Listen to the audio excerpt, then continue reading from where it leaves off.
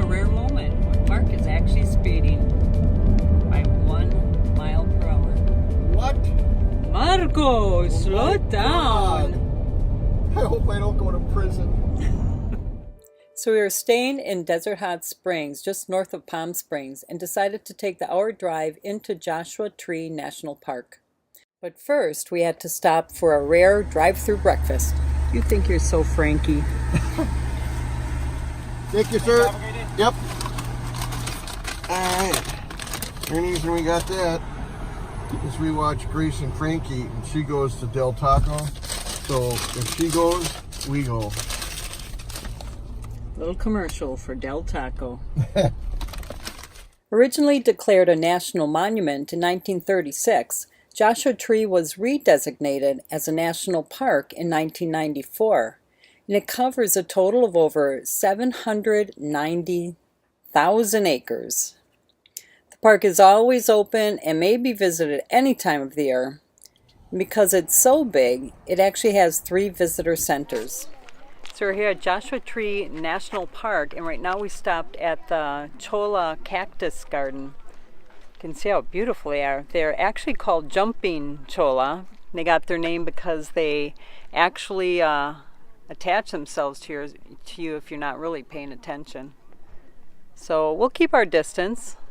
So you're expecting, honey, that when I walk by them, I would get them stuck on me like a little burr? Probably, that's what it sounds like. Let's test it out. Let's walk but not touch. All right.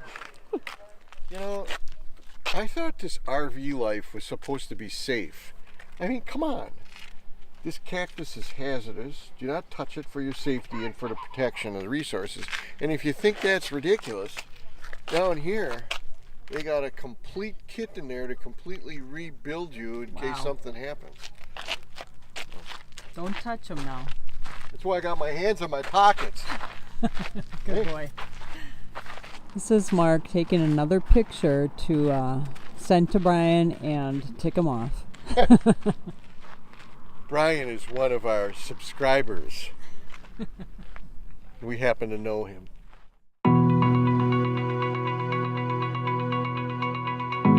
So with all those warning about don't touch them, it's kind of like an invitation to actually touch them.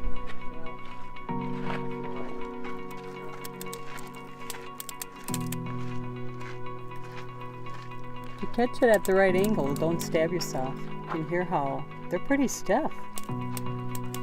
Ouch.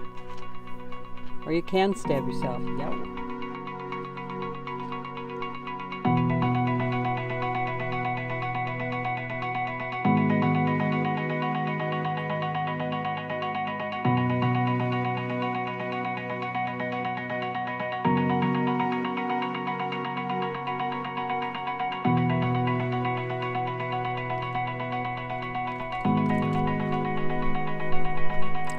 The rock formations here are unbelievable. The rocks all started underground and were forced up with volcanic activity. As the granite cooled, cracks were formed and continued to uplift. So with some weathering and dirt being washed away, we've got rounded rocks. Check out this one. Bing. One of the other things to do in Joshua Tree National Park is rock climbing. Look at how that rock just balances. Wow. Yeah. Walking like a smurf.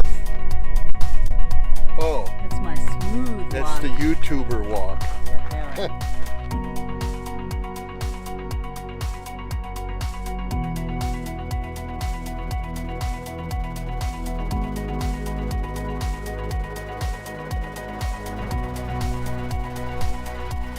Joshua Tree also has 9 different campgrounds.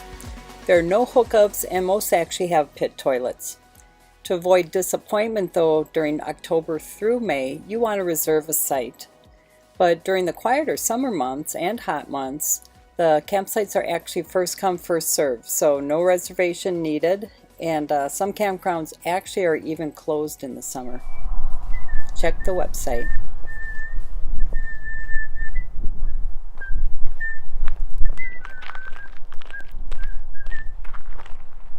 not necessarily the best example. And that one there is a good example, except the bark fell off. Well, that's the beauty of the Joshua tree. They say whether it's dead or alive, it's still full of life. It harbors a lot of different little critters in there. So this is the Joshua tree, namesake for this national park. And they are everywhere. In the traveling that we've done in the 2 years since we've been on the road, there are many beautiful things that we've seen, but there's only a couple of things where we've walked up to where I said, wow, so many times I couldn't believe it.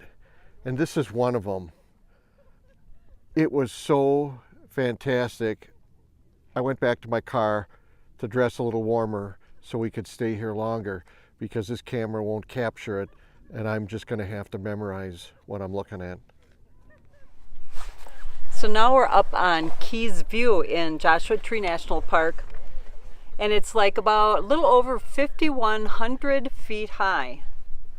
And from here we can see mountains, we can see the valley, we can see desert, we see it all. We're going to head up the trail to get an even better view. So let's do it, Mark.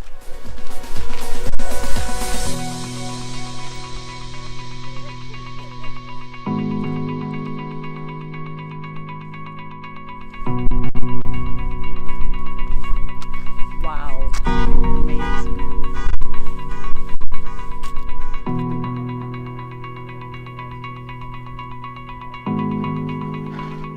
So what do you think? Breathtaking. It's pretty amazing. It was worth the drive. Oh yeah? What's wrong with this picture? The answer is haze. Haze comes from such sources as water, vapor, dust, and air pollution. Air pollution can come from locations many miles away. Southern California, industrial plants, power plants, automobiles, there's so many sources. The prevailing winds direct the air east and funnel it through the Banning Pass, where it's dispersed throughout the Coachella Valley. So it actually looks pretty cool, but when you think about it, it's pollution mainly. And Los Angeles Basin, with a population of over 12 million, is actually the major contributor to the ozone and other pollutants that reach the park. Whew. I'll tell you, this is about as tough as terrain as I like to walk on. I like to always select my paths properly so that I don't get hurt. Tell me that's you beeping. One of the things that Sue relies on is my ability to be like a bird dog and know which direction to go. And we have maps here, but come on, Sue, I won't get us lost. Come on.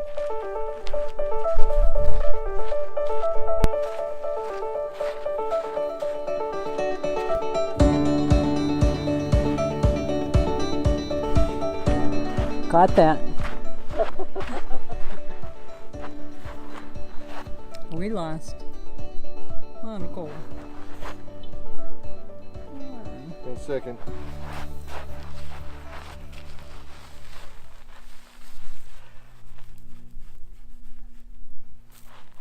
We're not lost.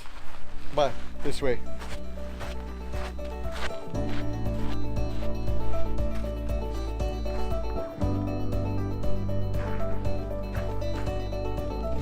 No, we're not going that way.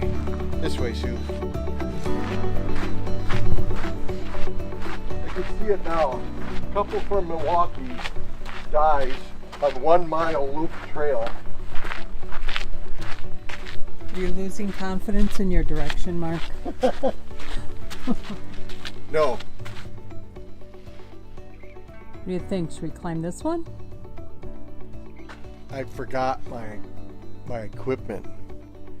So I think just walking across this water is going to be dangerous enough for me. Remember, if I fall, we're not playing it. And it's not going on slow motion and being played 3 times.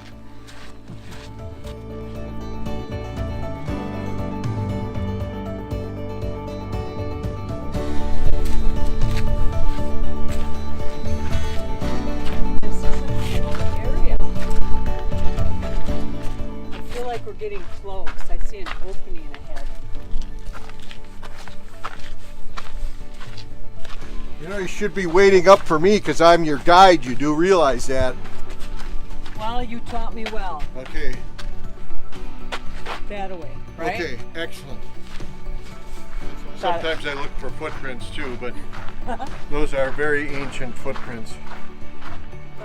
All right, we found the pond. And now let's find Barker's Dam.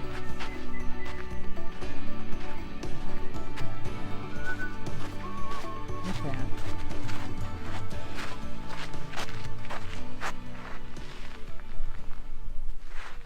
So, do I go this way? Come or on, do I guide. go or do I go that way? Oh. I go this way. He is a good guide. So a couple of weeks ago, this area actually had the third highest rainfall in their recorded history. And the guy at the visitor center told us this usually is just a little trickle of water. Check it out now. Wow. So we found Barker's Dam. In the early 1900s, ranchers needing water for their stock searched for ways to supplement natural water sources. They dug wells, improved springs, and expanded natural catch basins in drains and canyons and rock formations by building small dams. This area began as a natural tank, a catch basin for rainwater and runoff. It was expanded into a dam by the Barker and Shea Cattle Company and still later enlarged by Bill Keyes, owner of the Desert Queen Ranch. At its maximum, it encompassed about 20 acres. A pipeline once carried water to the cattle trough in the wash behind the dam. Cattle ranching was a short-lived effort in this area. When the rainfall decreased in the early part of the century, grasses declined and many springs dried up. Cattle raising gradually moved further west to greener pasture. Here we've got some petroglyphs in the rocks. You can see, look at how cool the rocks are embedded in there. And you can actually hear the wind amplified by standing over here.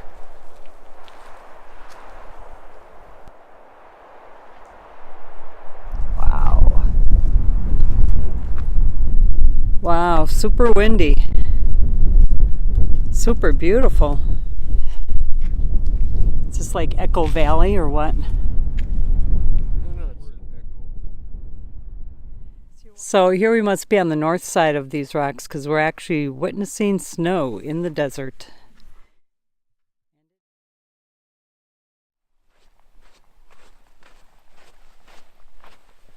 Well, as it turns out, I'm more of a man than I thought, because we unintentionally did the loop and came back down through the way that at first I was afraid to go up. So, achievement. And here's where the applause will come in.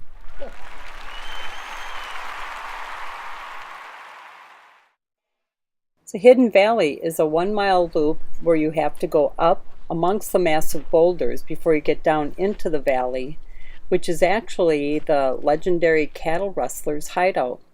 So cattle rustlers steal their cattle, and this is where they'd raise them. All right, gonna make it? This could be my last video. Look at where he came from. Woo! All right, he can do it.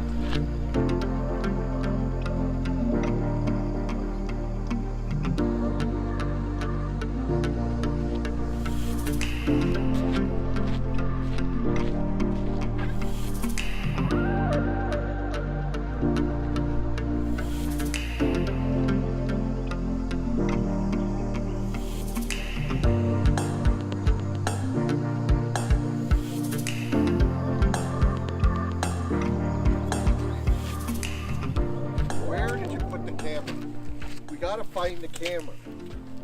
I mean, we can't leave it here, and I mean, it's gonna be dark soon. So at this point, the sun is setting, it's starting to get dark pretty fast, and we're not really sure how much more we have to walk. So we're kind of considering maybe we should turn around. Actually, we're in the valley. No, we're still going away. Yeah, we're still going away. Wow, look at this. That's the valley. Since we're not going to make it out of here, what if we kind of snuggle up and, kind of snuggle up in here? You think that'll help? Let's see if we can find a better spot. Come on. Oh my God. So, come on. We're never going to find the car. Oh. Never mind. So we obviously made it out of Hidden Valley, heading back to our RV park amongst the beautiful Joshua trees.